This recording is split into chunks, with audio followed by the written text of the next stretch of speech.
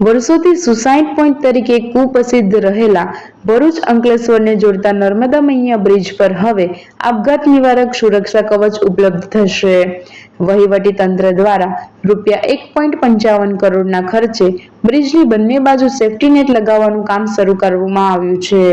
ભરૂચના ધારાસભ્ય રમેશ મિસ્ત્રીએ જણાવ્યું હતું કે હાલ પ્રારંભિક તબક્કામાં સેમ્પલિંગ માટે નેટ લગાવવામાં આવ્યું છે।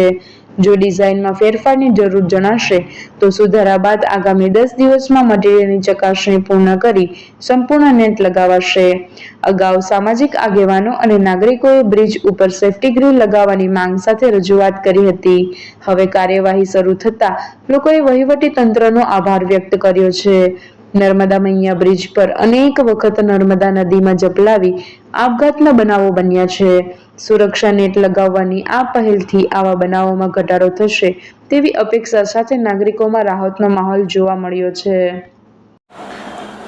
ભરૂચ અંકલેશ્વર વચ્ચે નર્મદા મૈયા બ્રિજ ઉપર છેલ્લા અનેક મહિનાઓથી સુસાઇડ કરવાના જે વિવિધ બનાવો બની રહ્યા હતા, સામાન્ય નાગરિકોના મનમાંથી પ્રશ્નો ઊભા થતા હતા અને જાળી લગાવીને સેફ કરવા બ્રિજને, જેના કારણે કોઈની જિંદગી બચાવી શકાય, અને ધ્યાનમાં રાખીને અહીંયા વહીવટી તંત્ર દ્વારા, પદાધિકારીઓ દ્વારા સરકારમાં રજૂઆત થઈ અને લગભગ ₹1.55 કરોડ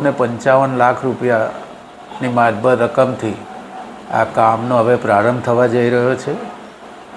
અત્યારે જે કામગીરી આજે શરૂ થઈ છે એ સેમ્પલ કામગીરી છે જાળી લગાવવાની। એક જાળી લાગશે જેમાં એની સ્ટ્રેન્થ જોવામાં આવશે, એનું મટીરિયલ જોવામાં આવશે, એની જાળીની જે ડિઝાઇન છે એનું ચેકિંગ એક્સીએન દ્વારા નજીકના 2-3 દિવસમાં લાગ્યા પછી કરવામાં આવશે। એમાં કોઈ ફેરફાર કરવાનો હશે તો એ ફેરફારને સાથે વણી લઈને પછી ફાઇનલ ડિઝાઇન નક્કી કરીને 10 દિવસમાં આ કામને કાયમી શરૂ કરીને નજીકના દિવસોમાં પૂરું કરવાનું આયોજન છે, જેનો લાભ ભરૂચ જિલ્લાની અને આસપાસના લોકોને એનો લાભ મળે હેતુથી, અને ભવિષ્યમાં આવા બનાવો જે બની રહ્યા છે એને અટકાવી શકવા માટે આ કામનો પ્રારંભ થયો છે।